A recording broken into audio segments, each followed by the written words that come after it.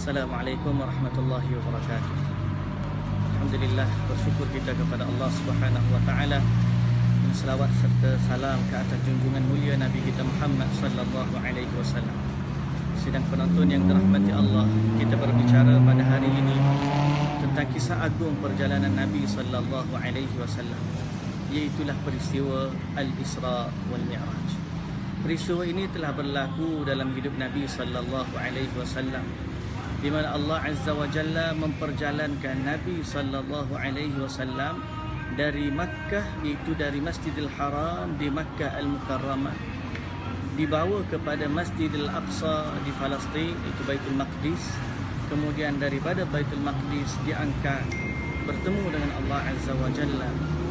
Dan perjalanan ini dimulai dengan Nabi sallallahu alaihi wasallam dibelah dada baginda, disucikan hati baginda dengan air Zam-Zam, kemudian ditutup kembali dan dibawa berjalan Nabi sallallahu alaihi wasallam. Langit pertama bertemu dengan Nabi Adam alaihissalam, langit kedua Nabi Yahya dan Nabi Isa, langit ketiga, langit keempat, langit kelima, sampailah langit ketujuh, dan kemudian sampai ke Sidratul Muntaha. Dan Nabi sallallahu alaihi wasallam mengambil atau menerima anugerah Allah Azza wa Jalla yang paling berharga, iaitulah kefarduan salat 50 waktu buat kali pertama.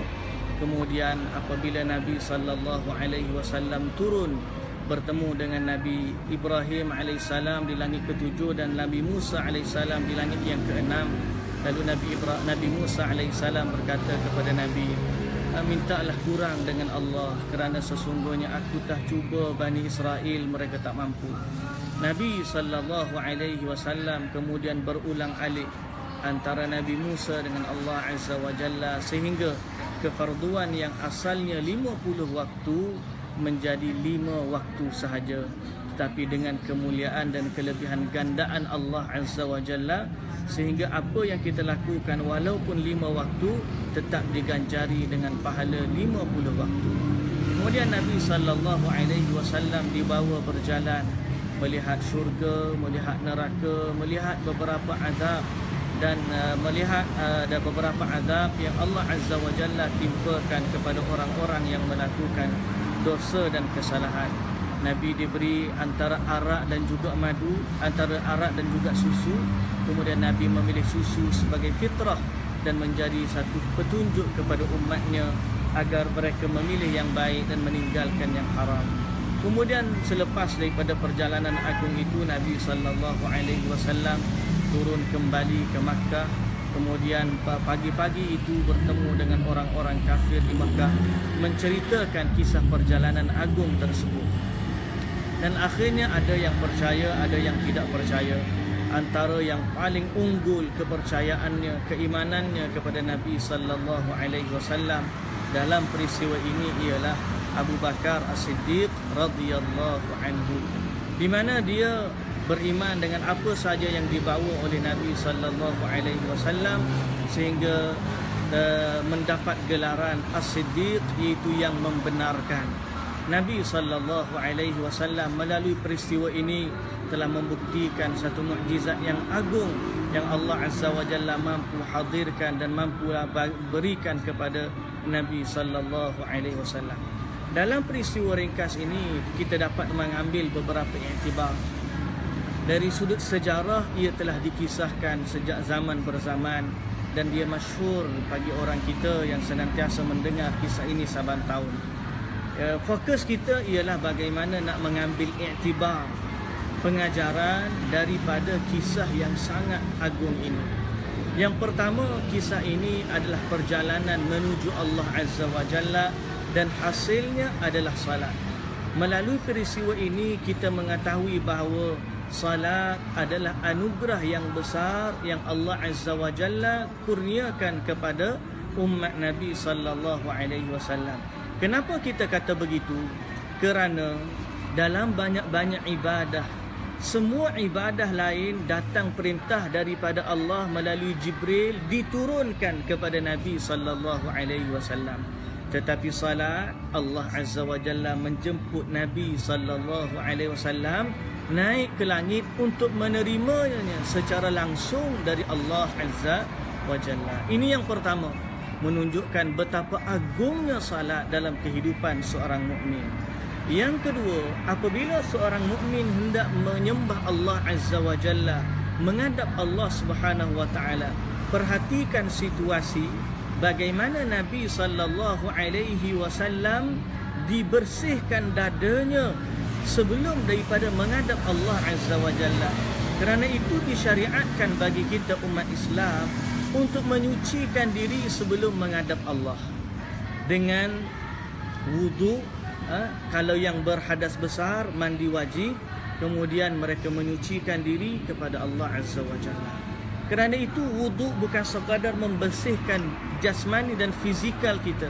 Wudu membersihkan fizikal dan juga rohani kita. Seakan-akan apabila Nabi SAW dibelah dadanya, maka wudu adalah untuk menyucikan dosa hamba sebelum daripada bertemu dengan Allah Azza wa Jalla. Itu yang kedua. Yang ketiga, Isra wal Mi'raj juga memberi kepada kita pengajaran betapa agungnya umat Nabi Muhammad sallallahu alaihi wasallam. Dan umat Nabi Muhammad adalah umat yang paling ramai yang berada di dalam syurga Allah. Di mana di saat Nabi sallallahu alaihi wasallam bertemu dengan Nabi Musa alaihi salam, Nabi Musa menangis. Sehingga Nabi sallallahu alaihi wasallam bertanya kepada Nabi Musa, "Kenapa wahai Musa kamu menangis?" Nabi Musa mengatakan bahawa seorang nabi yang datangnya selepasku, tetapi umatnya masuk syurga lebih ramai dari umatku. Naam, umat Nabi Muhammad sallallahu alaihi wasallam adalah umat yang paling ramai di dalam syurga. Malah lebih separuh daripada ahli syurga adalah umat Nabi Muhammad sallallahu alaihi wasallam. Separuh daripada ahli syurga keseluruhannya adalah dari umat Nabi Muhammad sallallahu alaihi wasallam. Yang keempat, kita juga mengambil iktibar daripada peristiwa ini betapa agung dan besarnya Allah Azza wa Jalla. Dan Allah Azza wa Jalla telah membuktikan kekuasaannya dengan mampunya Allah memperjalankan Nabi sallallahu alaihi wasallam pada perjalanan di waktu malam dalam jarak masa satu malam merentasi ribuan kilometer. Jarak di antara Makkah dan juga Palestin itu hampir 2,500 km, sekitar 2,500 km. Kemudian diangkat pula naik ke langit, tetapi perjalanan agung itu berlaku dalam satu malam sahaja.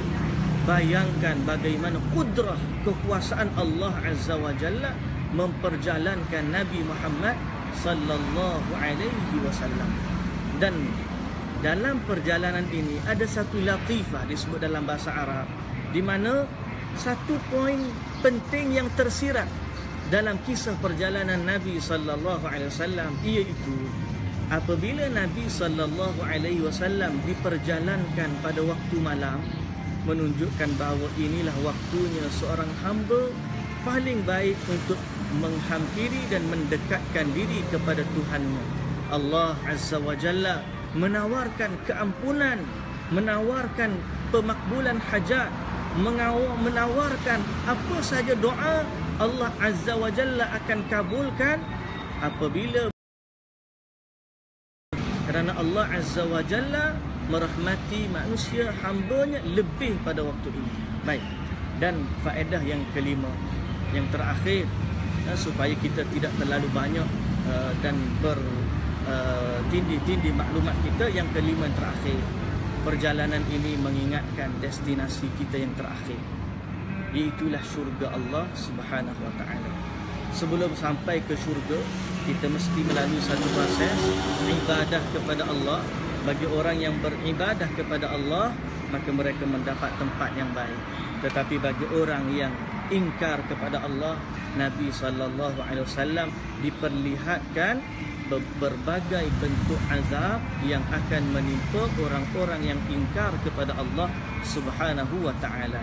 Jadi, kita sebagai hamba apabila mendengar kisah ini, kisah agung Isra wal Mi'raj, bukan sekadar menjadi halwa telinga kita, Yang pertama stand kita ialah beriman dengan kebenaran kisah ini, bahawa dia adalah kisah yang benar berlaku terhadap ke atas Nabi sallallahu alaihi wasallam dan telah disebut oleh Allah Azza wa Jalla di dalam Al-Quran.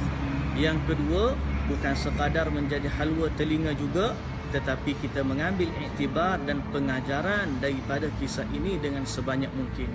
Dan yang ketiga, kita tambahkanlah amal ibadah kita kepada Allah Subhanahu wa taala, terutama dalam salat. Jadikanlah Isra wal Mi'raj adalah kekuatan kita untuk memperbaiki kualiti salat kita. Kerana sesungguhnya sebagaimana yang kita nyatakan tadi, Isra wal Mi'raj paling utama kisahnya adalah berkaitan dengan tuntutan salat. Mudah-mudahan Allah Azza wa Jalla mengampunkan dosa kita. Allah Azza wa Jalla memberikan petunjuk kepada kita dan hidayah serta taufik untuk kita menjaga salat 5 waktu. Jangan ditinggalkan 5 waktu, jangan ditinggalkan, kerana sesungguhnya Allah Azza wa Jalla telah merahmati kita dengan 5 waktu ini, pahalanya sama seperti 50 waktu.